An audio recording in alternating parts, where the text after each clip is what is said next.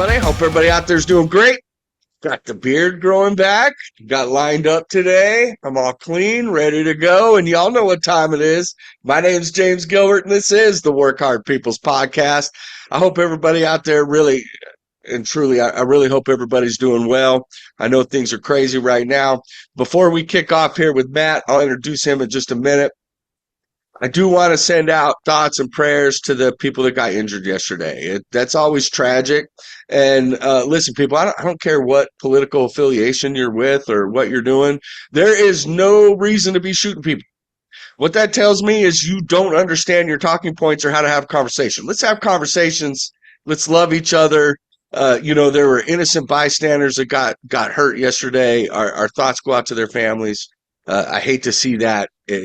Anytime. I don't like people getting hurt. Go to the gym instead, right? Let's lift some weights. Let's have some fun. Let's not be shooting people, okay? But just know that thoughts and prayers are headed to all those that were injured yesterday and dealing with losses of loved ones and things like that. With that, I got Matt Freakin Deakins, powerlifter extraordinaire. How you doing, buddy? Doing great, man. How you doing? I'm doing good. We're gonna talk to. We have Matt on today. Those that don't know him, he is a competitive power lifter. He lifts some heavy shit. We'll just put it that way. He lifts heavy shit, and he likes doing it. But we were having a conversation not long ago, and he's talking about how he's going to start implementing CrossFit because while he's lifting really heavy stuff, he's not necessarily happy with what he's seeing in the mirror. And wants to use that CrossFit to kind of get his body back in shape. And so we're going to talk to him today about kind of how that's going, what his plan is, and how he thinks it may or may not affect the amount of weight that he's moving in the gym. So why don't you kick us off with that? Why CrossFit? What was the thought process there? Yeah, so you teed me up there really good. There's some things like I'm super happy with the weights I've been putting up in the gym. Super happy with how the progress is going on that. I actually just recently hit a PR. Was it a 15-pound or 20-pound PR bench? Benched 480. So super excited about that. But I go home and I just look at myself and I'm just unhappy with the way I look. I know that I'm not going to look like the Trend twins who looked really good at their show yesterday. I don't want to look like that necessarily, right? But yeah. I'm also saying, there's a middle ground. I think I've hit my upper limit of if I go any further, there's catastrophic mental things I have going on, right? And then I don't want to go that far because I also know that my wife would probably make me sleep in the garage, in the loft in the garage, in the middle of summer when it's 90 plus degrees and no air moving. Hey, dude, I think your mic came loose.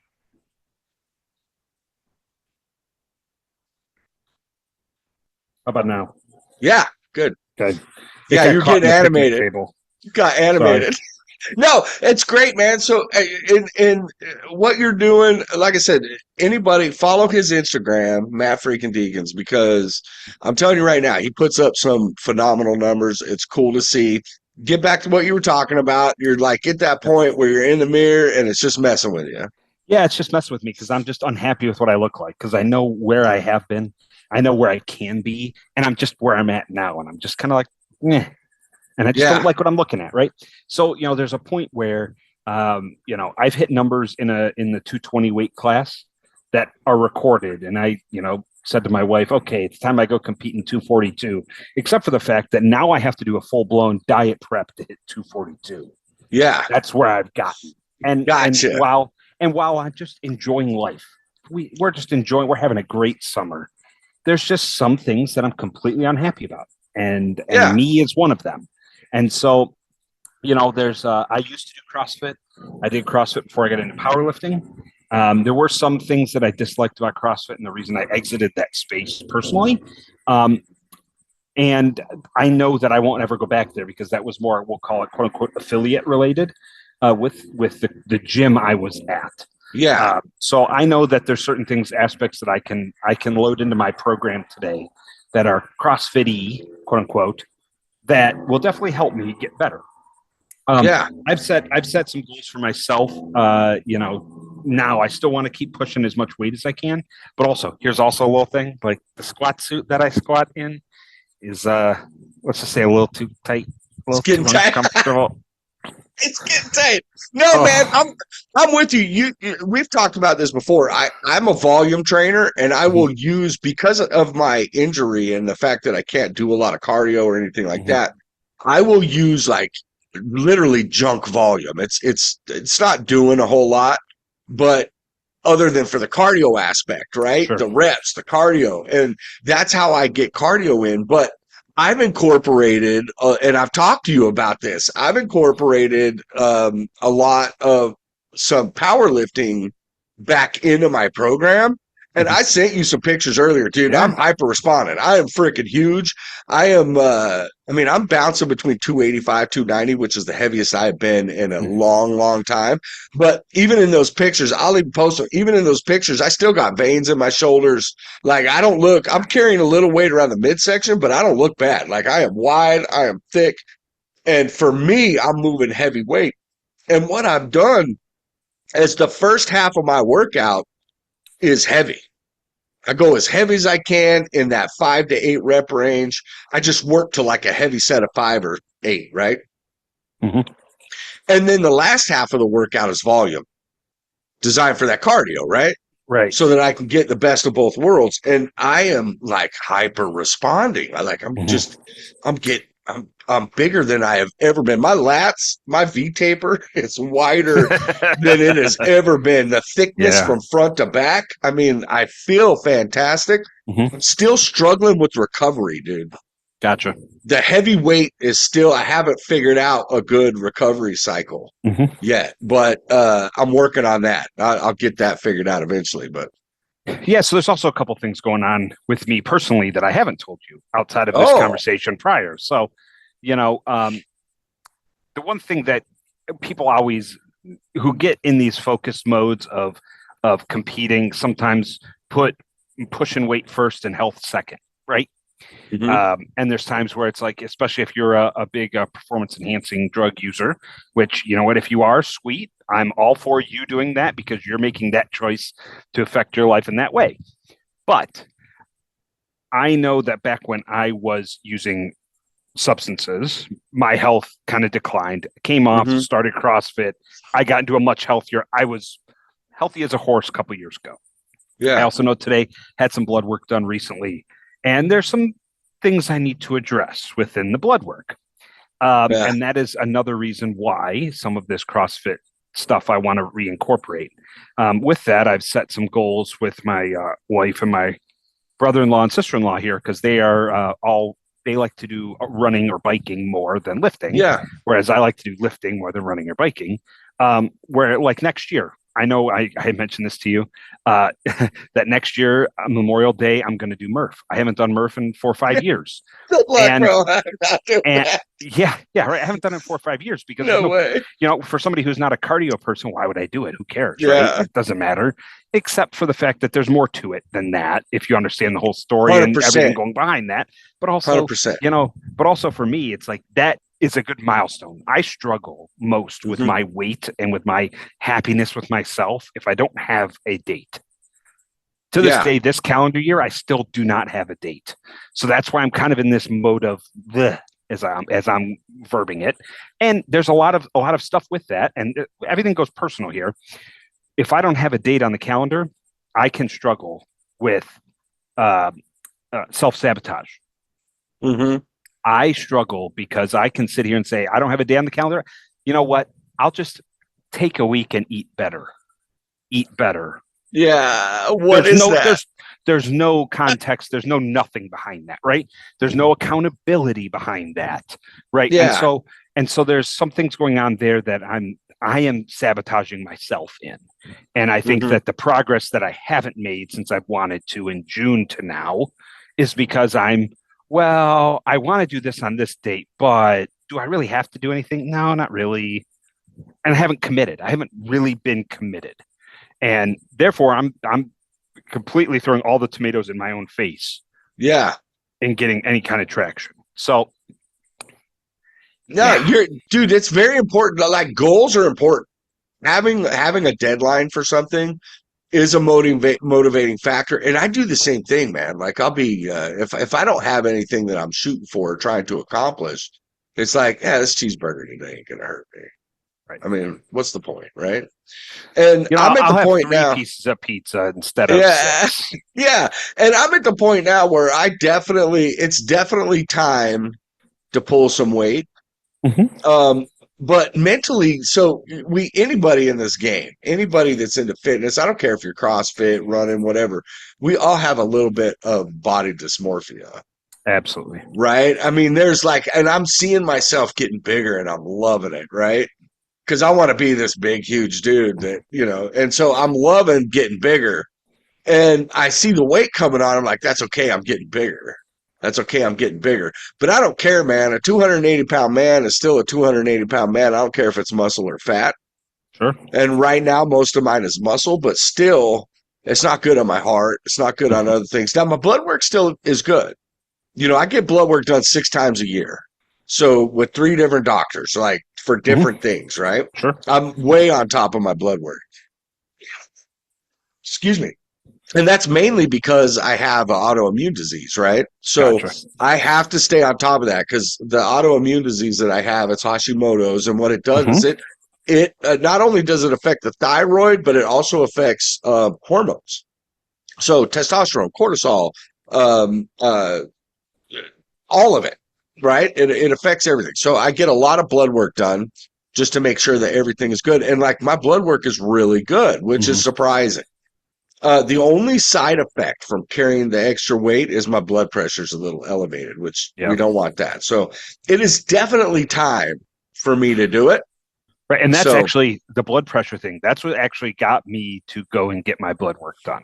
Not that I wasn't planning on it. I just didn't have a date for my annual physical to go get the blood work done. Well, one day it was kind of rainy out here in Ohio, and I was like, got the splitting headache. I went home and it was so debilitating. I had to lay on the couch, it was almost like a migraine. It was so yeah, bad. I don't get migraines. So I don't know what a quote unquote migraine feels like. This felt what I would equate to a migraine. yeah, So then I did my blood pressure, like after it alleviated a little bit, and it was sky high. I had no reason for it to be sky high. Another quantitative piece for me where I know I need to make a change is when I was walking into work. I take this long walk. It's just under 2,000 steps to get from where I park my car to my desk. I get there, I am huffing and puffing. And I'm like, okay, man, you're carrying a book bag that's relatively light and maybe a couple pound cooler because I do take all my food and drinks with me. There's no reason I should be huffing and puffing. no, And so there's, that's been the key for me is I'm tired of that. I also know that like bending over to tie your shoe, it just gets uncomfortable. I hate that feeling. And so yeah, while, yes, I love the season of weightlifting I'm in, I don't love the season of me I'm in. And I 100%. have been actively sabotaging myself for the last 2 months without even really thinking about it. You're just doing things and you look back and you're like, well, why the hell did I do that?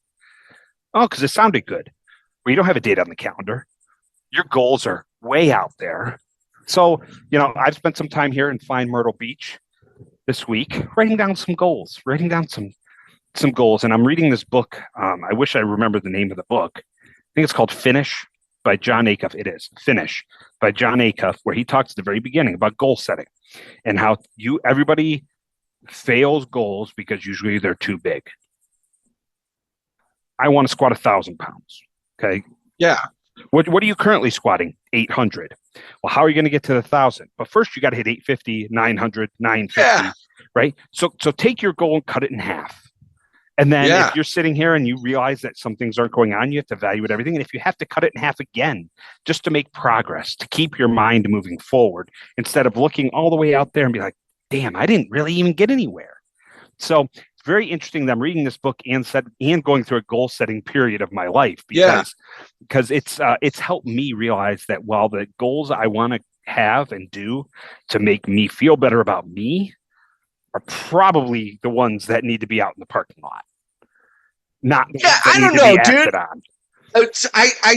I think you have a point. I gotta grab something here because I wanna. So I think you have a good point. You said you want a major goal, right? That's great.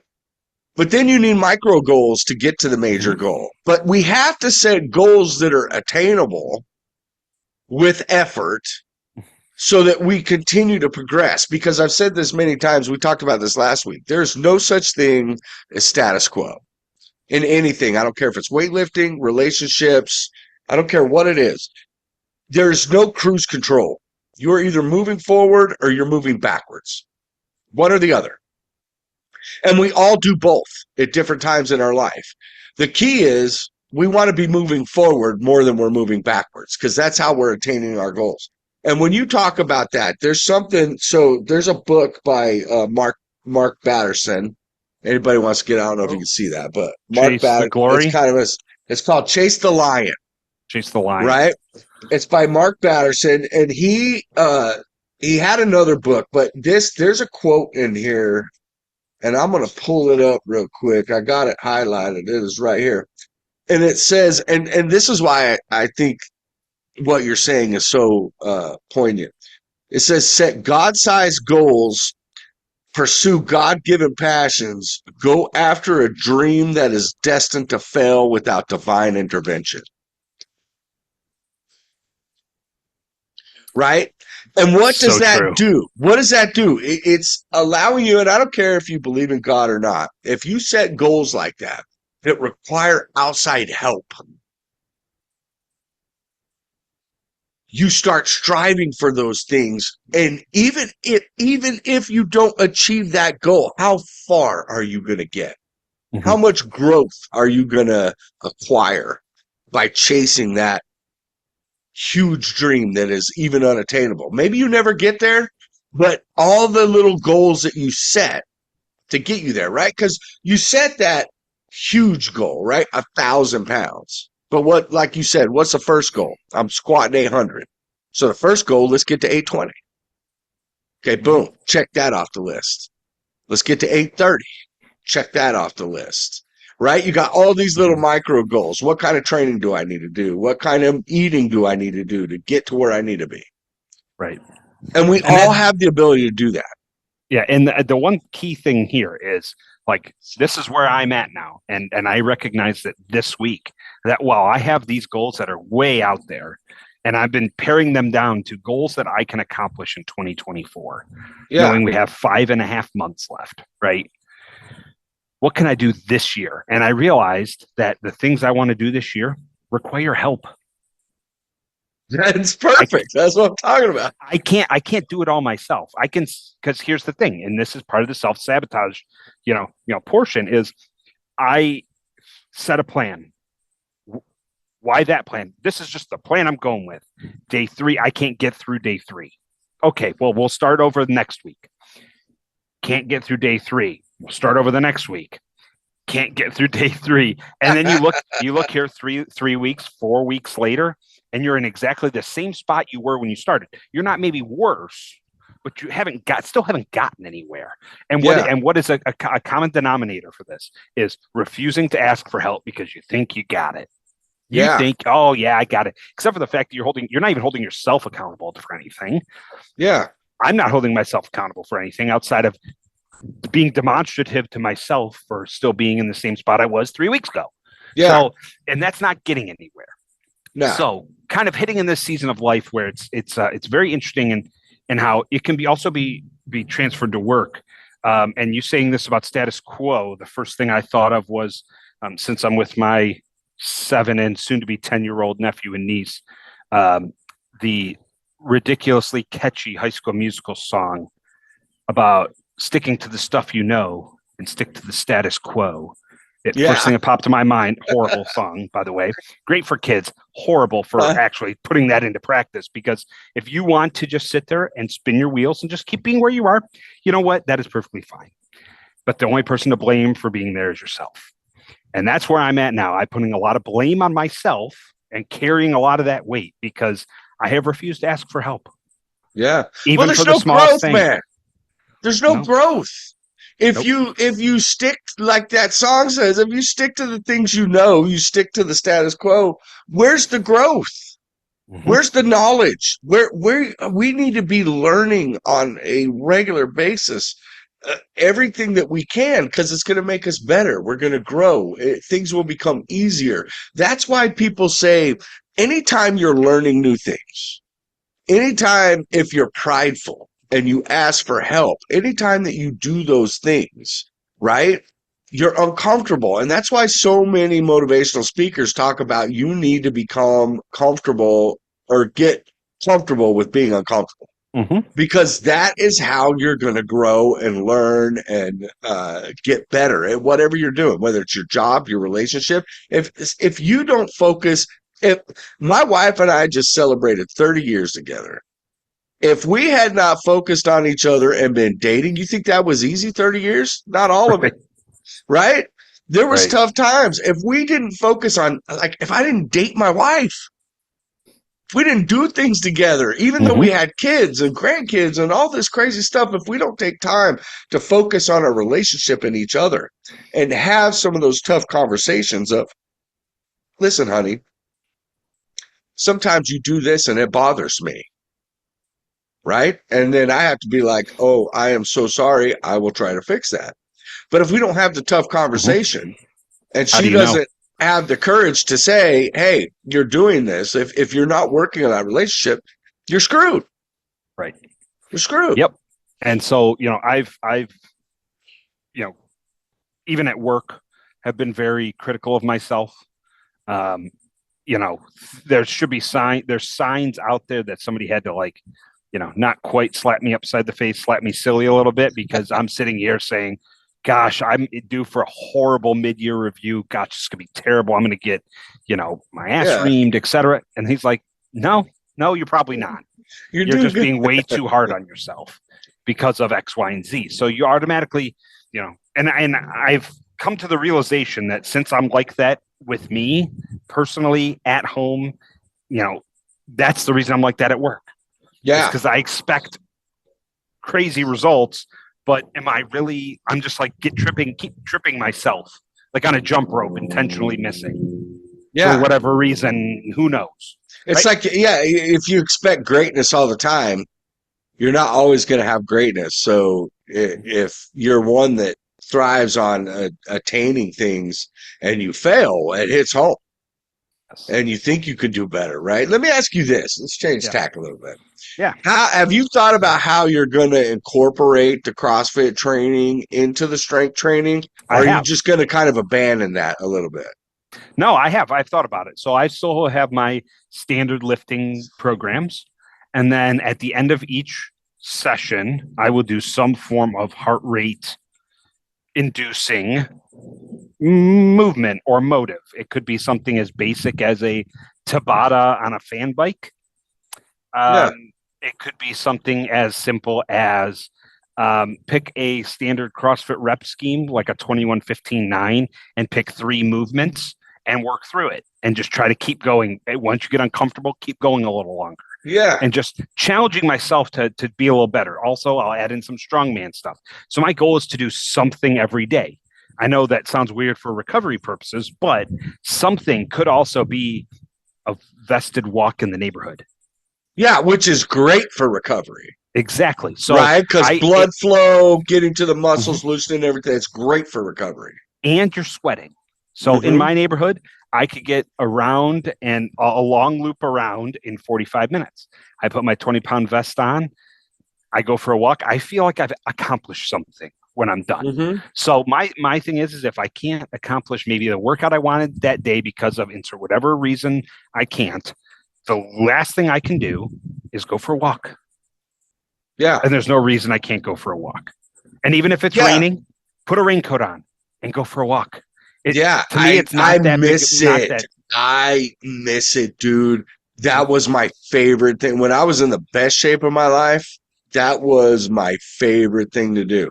I would get up every morning. I'd go for like a 40-minute walk. And every night I'd go for a 40-minute walk. And then I'd have a training session somewhere in there, depending on the day, right? I love it. And I hate that I can't do that anymore. So, that's why I have to find alternative methods. And there's certain things like I used to be able to do in CrossFit that I wouldn't mind doing again. I used when I was that light, we'll say, in that stage of life, I could do 20 strict pull-ups straight. Yeah. Now I don't know that I could hit a quarter of that. Yeah. So I've got some qualitative goals for that. I can do like 3. And then, And then in those strict pull-ups, then they call them butterfly pull-ups, where they're kind of the swingy ones. I used to be able to do 50 of those. I Yeah. haven't tried one of those in 5 years. So it's Yeah. like things I want to kind of get back to and start Yeah. implementing back in. But at the end of the day, the whole point of me adding in some of the CrossFit stuff is to get my heart moving, get my blood pumping, make my heart rate better, or get my heart rate up so that way my resting heart rate can be better. I put a goal on the calendar even for next March. I know it's a long ways away, but I'm a long ways away. I want to do a 5K in under 35 minutes. Mm-hmm. My best ever is 26:32, but who's counting? Yeah. So I want to get under 35 minutes. Yeah. I know today I could go and do one, and I would run the whole time because I have this here. Mm-hmm. When it comes to pain, I can just block that out and keep going. Yeah. I don't even want to know what I would do time-wise. I have no idea. Yeah. But you could get it done. And it probably would take me a 3-hour nap later to actually be a functioning human being again. And I'm going to tell you people, even if you love what you're doing in the gym or the workout program you have or whatever it is, there are still days. This is the most important thing. It's discipline over motivation every single time for the win. I love that you brought that up because, like, my wife will hear me sometimes. Like, I'll be getting ready for the gym and I'll be sitting on the couch, like, man, I still want it today. Just not feeling it today. Mm-hmm. And then I'll just be like, screw it, let's do this. And she's like, one of those days, huh? I'm like, yeah, but I'm going. Those are usually the best days. Yep. You get in there, you get that blood pumping, and it's like, those are usually the days I hit PRs. Yep. And so that's also the awesome thing is on the weekend, I train with this crew that's, they pull the best out of me. They pull the best out of each other. And it's incredible. Like, I don't know that I would have ever squatted 800 personally if I was training with other people. I don't know that. Yeah. And I definitely know that I wouldn't have done it if I was training by myself. So, just wanting to keep mentally strong, do something a little different to make me love me again. Yeah. No, it's important, man. Those goals are so important. So important. And they sound so silly. And some people are like, dude, you couldn't run a 2-hour 35K. Yeah, maybe. That's cool. But at the end of the day, this is what I want to do. And I know that if I hit the markers and actually just do the shit I don't want to do, I know that I can get there. Absolutely. And that's it. We are, you could talk, we're all individuals in our head, right? Like the mental state, you're always working on you. You can't fix anybody else. You can help people, give them tools. You can work with them. You can coach them. You can do all those things. But if they don't get it here, it's not going to happen. It just isn't. You've got to be able to work on yourself. And my goals aren't your goals or somebody else's goals. They're mine. And I want to accomplish what I want to accomplish, right? Like, I mean, I know you've been proud of me the other day. I did 315 on flat bench for 6 reps. Like, for me, that's like insane, right? That's super insane for me. I'm sure you could do that easy, but like that was, I don't know about that. Been a goal of mine. That's been a goal of mine to do that. I won't go much heavier than that. I'm very concerned because of, we talked about this before with my Hashimoto's disease and the peripheral nerve damage and things that happen. I can get hurt and not always feel things. And so I can push it too far. That's why I don't ever do sets of 1 or 2. Because I don't ever want to put myself in a position where I might damage something to the point where at first I don't realize it, and then I'm in deep trouble. And also, I'm older. I'm going to be 53 this year, and I worry about my ligaments and joints. And so everything I do, I'm looking for some sort of rep range and never below 5, ever. Right? So, and that's just kind of how I work. But I am doing something very similar to you, where I'm lifting heavy early, and then the end of my workout is usually just a bunch of supersets designed to get my heart rate up, in the 140, 150 range and just keep it pumping for a good 15, 20 minutes. Yeah. And another one of those, this was a quantitative marker that I knew I needed to make a change in my training is I said, you know what, that first time I put that vest on and went for that walk, I was like, you know what? I'm super motivated. We're going to go crush this today. I put it on, went for that walk, and I checked my watch 5 minutes in. and I checked my watch 30 minutes in, and my heart rate was in 5 minutes in, got up to 140. Ah, 30 minutes in, it was at 143. So I yeah, was cruising in the 140 range that whole yeah, time. And I'm sitting here like, it should not be working that hard. no, Right. And, some of the markers that I have to work on, kidneys, liver, testosterone, even better habits will get that number back up. It has come down quite a bit from where it was 2 years ago. I have also gone the opposite direction of body weight yeah, from 2 years ago. So there's certain things that are kind of like, well, I'll call them no shit markers. Right? yeah, Yeah. Your testosterone levels down. Well, how much weight have you gained? Okay. Well, there's an easy little, yeah, of not saying, course. not saying that because you lose weight means this is going to go skyrocket. No, but it will get better. Hmm. So, No, it does. It absolutely does. but it's for me, kind of putting a bow on that sabotage portion of my current life is I'm actively doing everything I can to not sabotage myself anymore. I've hit that you can't do this anymore point. Yeah. You know what I I'm mean? telling you, dude, I'm right with you. There are some things, like I said, I am heavier than I've been in a long time, but I still feel really good. Mhm. But at the same time, I know that I cannot sustain this forever. And if it costs me some strength, that's okay. I've just been so like I'm hitting PRs all the time. Dude, I was on the underhand row, had the hammer strength Mhm. machine. So I'm doing 4 plates, 180 pounds for sets of 12. Right? I mean, I'm like I feel like King Kong, man. Mhm. I feel great, but That's yeah, great. it's not sustainable. I have to pull some of this weight off. Mhm. And just for my overall, mainly, like I said, for me, it's mainly blood pressure. My blood work's good. All my hormone levels are great. I mean, my last test level was, I think, 575, which is good.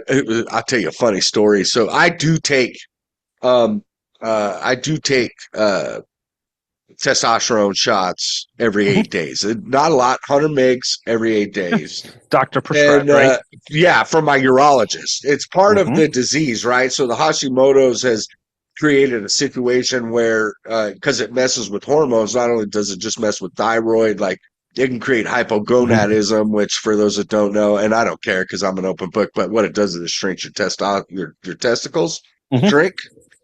And when they shrink, they're not produced because they're a big component in producing testosterone. It can Yep. create a drop in testosterone levels, so as those things were going on, I went to see the urologist, and he's like, "Yeah, my test was like 190." And just for those that want to know, like normal's 300 nanograms per deciliter to Mhm. 1,000, like anywhere in there is Yep. normal.